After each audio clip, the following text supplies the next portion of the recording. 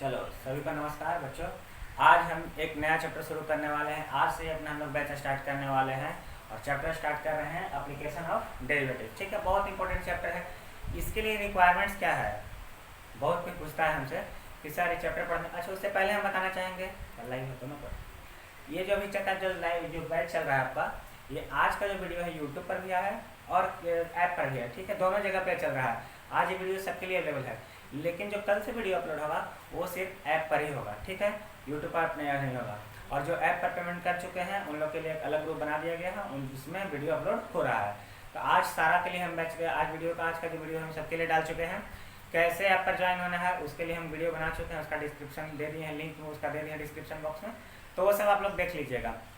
आज भर के लिए ही वीडियो यूट्यूब पर अपलोड है और कल से सारा का सारा ये वीडियो भी ऐप पर है और सारा वीडियो जो डाला जाएगा सब ऐप पे ही डाला जाएगा, इस पर नहीं डाला जाएगा। ठीक है, तो आप लोग सब ज्वाइन हो सकते हैं, पेमेंट कर दीजिएगा और ज्वाइन हो जाइएगा। ठीक है उसके बाद क्या है चैप्टर स्टार्ट करते हैं एप्लीकेशन ऑफ डेरिवेटिव। बहुत कोई पूछता है सर चैप्टर स्टार्ट होने के लिए क्या क्या रिक्वायरमेंट है, क्या रिक्वायरमेंट है चैप्टर पढ़ने के लिए। 4 बार एक आधार कार्ड का फोटो भी चाहिए, 4 फोटो चाहिए, रंगीन फोटो चाहिए। ऐसा रिक्वायरमेंट क्या होता है, जो चीज़ पढ़ना है वो चीज़ पढ़ना है। जो अगर पहले से पढ़ते आए हैं तो कोई दिक्कत नहीं है, चैप्टर इसी से लिंक होते चाहिए। जैसे डेरिवेटिव कंटिन्यूटी हुआ, लिमिट के आगे कंटिन्यूटी हुआ, फिर डिफरेंशिएशन हुआ, तो उसके बाद एप्लीकेशन ऑफ डेरिवेटिव का अगर सारा चीज़ पढ़ा हुआ है तो कोई दिक्कत नहीं है। नहीं पढ़ा हुआ है तो दिक्कत है। तो जिसका नहीं पढ़ा हो तो हम बताना चाहेंगे डिफरेंशिएशन हम पढ़ाएंगे, लेकिन ऐसे वीडियो डाला हुआ है। नॉर्मल डिफरेंशिएशन का इसमें रिक्वायरमेंट है, तो नॉर्मल डिफरेंशिएशन सबको उतना आता है, नहीं आता है तो हम उतना वीडियो डाले हैं, तो यूट्यूब पर डाला हुआ है, तो आप लोग सब देख लेंगे, उसको याद हो जाएगा। दूसरा बात, इसके लिए थोड़ा सा डिफरेंशिएशन का चेन रूल वगैरह ये सब पता रहना चाहिए बस, और उससे ज़्यादा कोई ज़रूरत नहीं है। बाकी हम एप्लीकेशन ऑफ डेरिवेटिव शुरू करते हैं। ठीक है, आगे लेना।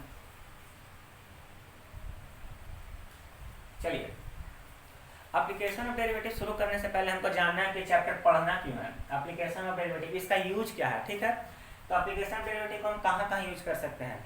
देखिए, एक एग्जांपल लेते हैं, आप लोग का घर का एग्जांपल लेते हैं। ठीक है, मान के चलिए चाय बनाना है, तो चाय बनाने के लिए हमको चीनी डालने की ज़रूरत है। तो मम्मी जब चाय बनाती है तो चाय बनाएंगी तो चीनी डालेंगी। तो ठीक है, मम्मी को ये बात पता है कि कितना चम्मच चीनी बढ़ेगा तो कितना ज़्यादा उसका मीठापन बढ़ेगा। मतलब कि अगर चीनी 1 चम्मच बढ़ेगा तो मीठा कितना ज़्यादा बढ़ेगा, कितना यूनिट में बात करते हैं। मान के चलिए कि चीनी 1 यूनिट बढ़ा रहे हैं, 1 यूनिट मतलब 1 चम्मच कुछ हो सकता है, तो जो उसमें टेस्ट है उसमें कितना यूनिट का चेंज आएगा। तो एक चीज़ के बढ़ाने पर दूसरा चीज़ भी बढ़ रहा है, एक चीज़ को अगर घटाते हैं तो दूसरा चीज़ भी घटेगा। तो इसी को हम लोग पढ़ते हैं एप्लीकेशन ऑफ डेरिवेटिव। इसको बोलते हैं rate of change of quantity. मतलब एक क्वांटिटी का रेट चेंज हो रहा है दूसरे क्वांटिटी के रिस्पेक्ट में। अगर हम चाय का टेस्ट चेंज कर रहे हैं तो किसके रिस्पेक्ट में, चीनी के रिस्पेक्ट में। अगर चीनी बढ़ा रहे हैं तो चाय का भी टेस्ट बढ़ रहा है या मीठापा बढ़ रहा है, जो भी हो सकता है। तो क्या बोलेंगे हम लोग कि एक चीज़ के रिस्पेक्ट में अगर दूसरा चीज़ उसके अनुसार डिपेंडेंट है, रेट उसका चेंज हो रहा है, तो उसी को हम लोग बोलते हैं rate of change of quantity with respect to a parameter. देखिए, रेट ऑफ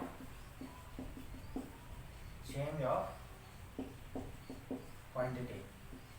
तो rate of change of quantity, आज थोड़ा सा पानी पड़ रहा है, थोड़ा प्रॉब्लम है, कल से कोई प्रॉब्लम। तो rate of change of quantity होता है dp। मान के चलिए q से हम क्वांटिटी को डिनोट कर रहे हैं, तो dq अपॉन, और एक पैरामीटर हम लोग लेते हैं, कोई भी पैरामीटर जिस पर हम ये बात कर रहे हैं। जैसे कि हम यहाँ पर चाय का बात कर रहे हैं चीनी के रिस्पेक्ट में, तो यहाँ पर चाय हो गया q क्वांटिटी, और जो आपका p हुआ जिसके रिस्पेक्ट में उसको बोलते हैं पैरामीटर। तो ये सारा चीज है। ठीक है, तो हमको rate of change of quantity पढ़ना, एप्लीकेशन ऑफ डेरिवेटिव, और भी चीज पढ़ना है, maximum, minimum, increasing, decreasing, tangent और नॉर्मल। जैसे कि कोई भी एक कर्व है तो इस कर्व पे टेंजेंट बनेगा, टेंजेंट बनेगा तो इस टेंजेंट का इक्वेशन क्या होगा, इस टेंजेंट के लिए एक नॉर्मल बनेगा परपेंडिकुलर, इसका इक्वेशन क्या होगा। तो वो सब अभी आगे हम पढ़ेंगे तो पढ़ेंगे। अभी हम rate of change of quantity पे फोकस करते हैं।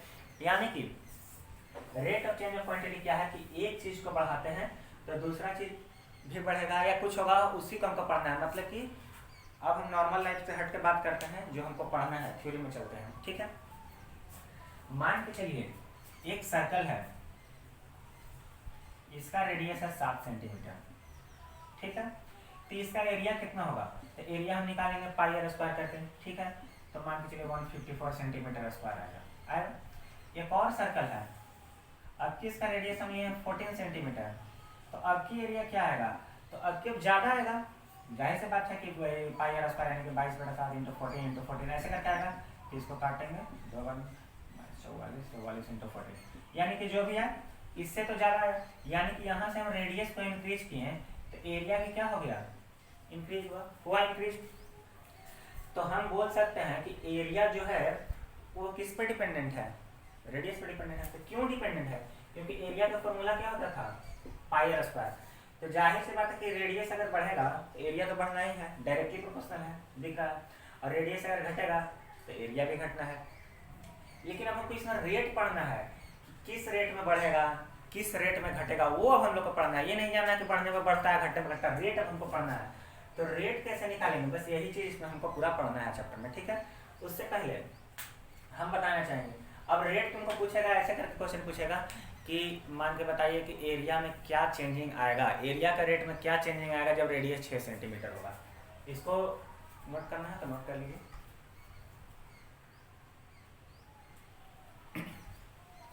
देखिए rate of change of quantity, यानी कि ऊपर क्वांटिटी होगा और नीचे पैरामीटर जिसके अनुसार रेट कर रहा है। अब मान के चलिए सर्कल का एरिया होता क्या है, तो एरिया होता है pi r square, pi r square होता है। तो अगर हम इसको बोलेंगे कि रेडियस के अनुसार कितना चेंज कर रहा है, यानी कि हम इस पर डिफ्रेंसिएशन करेंगे, अगर हम किसके रिस्पेक्ट में करेंगे, रेडियस के रिस्पेक्ट में, डी बटा डी रेडियस के रिस्पेक्ट में। तो रेडियस के रिस्पेक्ट में डिफ्रेंसिएशन तो सबको आता होगा ना, एक्स स्क्वायर का होता है 2x, नहीं आता तो वीडियो देख लीजिएगा या तो पढ़ लीजिए, बड़ा चीज़ नहीं है, हम पढ़ाएंगे वैसे अलग से। तो इसका हो जाएगा डिफ्रेंसिएशन 2 पाई आर हो जाएगा। हम रेडियस का रिस्पेक्ट में किए हैं तो क्या हो जाएगा डिफ्रेंसिएशन 2 पाई आर, यानी कि 2 पाई आर इसका हो गया आपका बढ़ने का या घटने का तुम्हारा रेट। अब अगर क्वेश्चन में पूछता है कि रेडियस 6 सेंटीमीटर के टाइम पर बताइए कितना चेंज होगा, तो कुछ नहीं करना है, DA/DR, और रेडियस को हमको कितना लेना है 6, तो यानी कि 2 पाई इंटू क्या करेंगे 6, कितना होगा 12 पाई, कितना हुआ 12 पाई। और एरिया किस में होता है सेंटीमीटर स्क्वायर, और रेडियस किस में होता है सेंटीमीटर में। एरिया बटा रेडियस है तो यहाँ भी एरिया बटा रेडियस। अब ऐसा बुद्धिमानी नहीं दिखाना है अपने से कि सेंटीमीटर स्क्वायर से सेंटीमीटर कट गया तो खाली सेंटीमीटर आंसर हो गया, नहीं। रेट लगाते हैं तो रेट में हमको दोनों साइड रहना चाहिए, इस साइड भी रहना चाहिए इस साइड भी रहना चाहिए, ठीक है। तो इतना बात समझ में आया। अब जो बता रहे हैं तो फिर से ध्यान दीजिए, यानी कि कोई भी क्वांटिटी में चेंज होगा, ठीक है, वो भी दूसरे क्वांटिटी पैरामीटर पर डिपेंड करता है। तो अब क्वेश्चन कैसा आ सकता है, ऐसे भी तो हो सकता है कि रेडियस इंक्रीज कर रहा है टाइम के साथ। ऐसा सिचुएशन हो गया जैसे कि हम चाय वाला पिछला बात पर आए, अगर हम चाय में चीनी डालें तो चीनी डालें तो उसका स्वाद बढ़ा, फिर चीनी डालें तो और उसका मीठापा बढ़ा, ठीक है। लेकिन एक बात बताइए, ऐसा हो रहा है कि चाय में चीनी बढ़ते जा रहा है टाइम के अनुसार, तो इधर भी तो टाइम के अनुसार चेंजिंग होता जाएगा, यानी दोनों साइड चेंज होगा। ऐसा होगा टाइम उसमें आ जाएगा कि पहला चीज़ भी चेंज हो रहा है और दूसरा चीज़ भी हो रहा है, दोनों टाइम के अनुसार। इसमें तुम्हारा रेडियस के अनुसार वगैरह नहीं। जैसे कुछ का एग्जाम्पल दे रहे हैं, पानी जैसे नदी का पानी या तालाब का पानी, कुछ का पानी हो, उसमें अगर हम कंकड़ डालते हैं तो सर्कुलर वेव टाइप का बनते जाता है, बनता है ना, देखे होगा। तो सर्कुलर वेव का बनता है तो यानी कि देखो इसमें छोटा सर्कल बनेगा, फिर बड़ा सर्कल बनेगा, फिर बड़ा सर्कल बनेगा। तो जैसे जैसे टाइम बढ़ते जा रहा है तो सर्कल का जो रेडियस वो बढ़ते जा रहा है, तो सर्कल का साइज भी बड़ा होते जा रहा है। तो इसमें क्या है, तो इस केस में जो अभी पिछला क्वेश्चन बना है उसमें पूछ रहा था एरिया का चेंज रेडियस पर, कि रेडियस के अनुसार एरिया का चेंज क्या होगा। अब ऐसा भी क्वेश्चन आ सकता है जैसे कि उसमें पूछेगा कि रेडियस का इंक्रीज, और जैसे क्वेश्चन में दिया रहेगा radius of a circle increases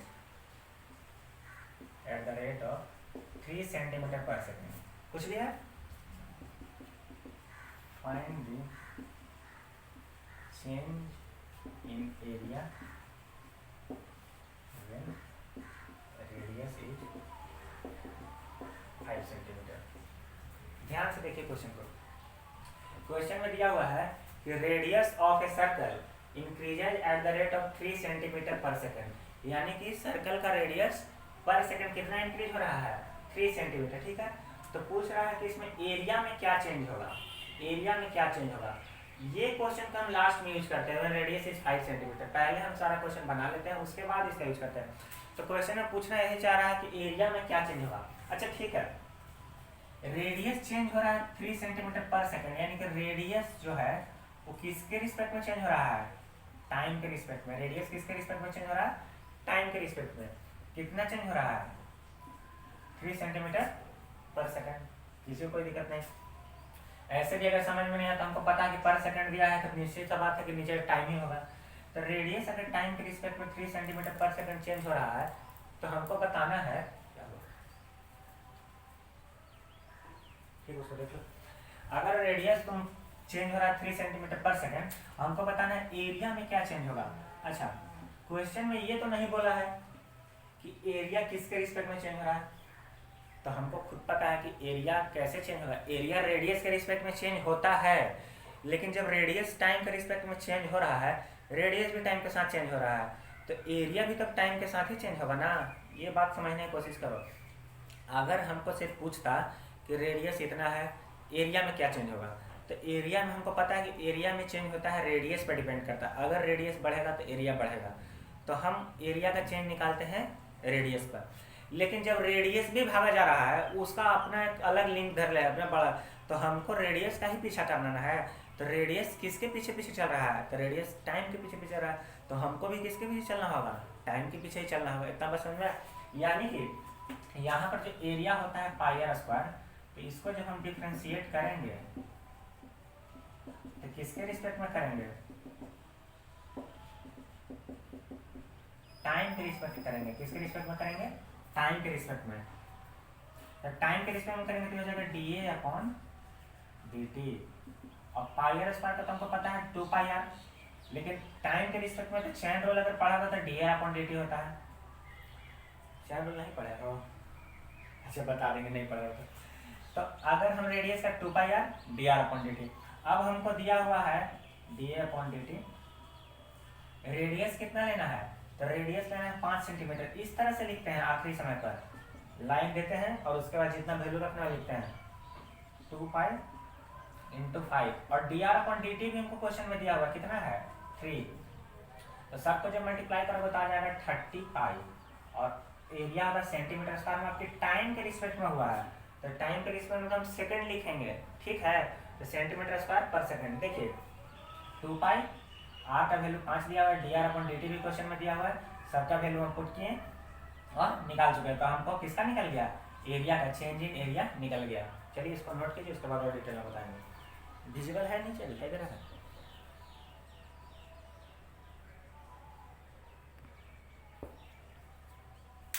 note तो आप लोग पॉज करके भी कर लीजिएगा।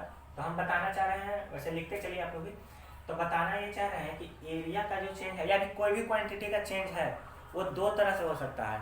एक तो उसके पैरामीटर पर चेंज हो रहा है, जो भी उसने फॉर्मूला में दिया हुआ, रेडियस पर चेंज हो रहा है। और दूसरा चेंज किस पर हो सकता है, तो दूसरा चेंज हो सकता है टाइम के अनुसार।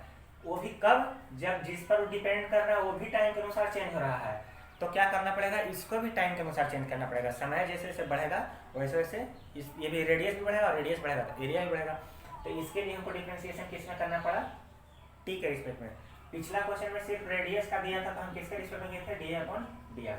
अब थोड़ा सा अगर किसी को चेन रूल में दिक्कत है तो थोड़ा सा बता दे रहे हैं। देखिए अगर y इक्वल टू दिया हुआ है x square, y equal to x square दिया हुआ है, तो अगर हम डिफ्रेंशिएशन कर रहे हैं x के रिस्पेक्ट में, तो ये हो जाता है 2x। एक्स स्क्वायर का 2x होता है, इतना बात तो नॉर्मल पता होगा। लेकिन अगर तुमसे कोई क्वेश्चन में बोले कि नहीं तुम t के रिस्पेक्ट में करो, तो t के रिस्पेक्ट में करेंगे तो एक्स स्क्वायर का 2x होता है, बहुत बढ़िया। लेकिन ये बात बताओ हमको कि इधर t के रिस्पेक्ट में रहते, इधर भी t चाहिए था ना, t तो क्वेश्चन में है नहीं। तो t अगर क्वेश्चन में नहीं है तो हम उसके बाद t के जगह पर क्या लिखते हैं, dt अपॉन dx। अब क्यों लिखते हैं वो बात समझो। अगर एक्स स्क्वायर का हम डिफ्रेंशिएशन करेंगे t के रिस्पेक्ट में, तो एक्स स्क्वायर का क्या होता है, 2x होता है। एक्स स्क्वायर का डिफरेंशिएशन 2x होता है, इसमें किसी को दिक्कत नहीं ना है। अच्छा चेन रूल का हम एक अलग वीडियो बना देंगे, आप लोग अभी सिर्फ इतना बात समझ लीजिए। अगर हमको t के रिस्पेक्ट में करना है तो 2x और dt अपॉन dx करते हैं, ठीक है। अच्छा उल्टा लिख दिए, सॉरी dx अपॉन dt करते हैं, ठीक है। x का कर दिए t के रिस्पेक्ट में, मतलब यहाँ y का भी t के रिस्पेक्ट में करना पड़ेगा और x का भी t के रिस्पेक्ट में करना पड़ेगा, ठीक है। अगर तुमसे बोला कि नहीं तुम y इक्वल टू x का डिफरेंशिएशन हमको करके दिखाओ v के रिस्पेक्ट में, तो कोई बात नहीं है, dy अपॉन dv करेंगे, इधर 2x करके इधर भी dv upon dx upon dv कर देंगे। यानी कि अगर ऐसा चीज में हम डिफरेंशिएट कर रहे हैं जो क्वेश्चन में नहीं है, जो क्वेश्चन में वो फंक्शन नहीं है, उसके रिस्पेक्ट में अगर हम डिफरेंशिएट कर रहे हैं तो उसके लिए अलग से हमको लगाना पड़ेगा। जैसे कि यहाँ पर फंक्शन में x के रिस्पेक्ट में कर रहे हैं, ध्यान से समझो, अगर हम y का डिफरेंशिएशन x के रिस्पेक्ट में कर रहे हैं तो इधर तो x है, इधर x है तो हम सिर्फ 2x लिख के काम चला देंगे। लेकिन अगर हम y का डिफरेंशिएशन t के रिस्पेक्ट में कर रहे हैं और इधर तो t है नहीं, तो 2x तो होगा ही, लेकिन एक dx अपॉन dt लगाते हैं। क्यों लगाते हैं? इसमें भी लगाते थे, dy अपॉन dx को हम अगर नॉर्मल चले तो 2x into dx by dx होता, तो कट के तो वही ना हो जाता है, इसीलिए यहाँ पर नहीं लिखे। तो अब क्वेश्चन में इतना बात ध्यान देना है कि अगर सर्कल का एरिया तो ये होता है पाई आर स्क्वायर, अगर इसका डिफरेंशिएशन करने के लिए बोले रेडियस के रिस्पेक्ट में तो 2 पाई आर होगा, क्योंकि इधर रेडियस है। लेकिन अगर यही क्वेश्चन को टाइम के रिस्पेक्ट में करने के लिए बोले तो ये हो जाएगा 2 pi r d r upon d t. बस इतना ही बात है, और d r upon d t question में ही दिया रहेगा। इसमें किसी को दिक्कत है तो बोल सकते हो, मतलब कमेंट कर सकते हो, ठीक है, उसके बाद हम बता देंगे। तो बस यही बात है। अब क्वेश्चन में हमको कैसे पता चलेगा कि किसको टाइम के रिस्पेक्ट में करना है, किसको टाइम के रिस्पेक्ट में नहीं करना है, इतना चीज लिखिए। हम क्वेश्चन एक लिखते हैं, तब तक पहुँच करके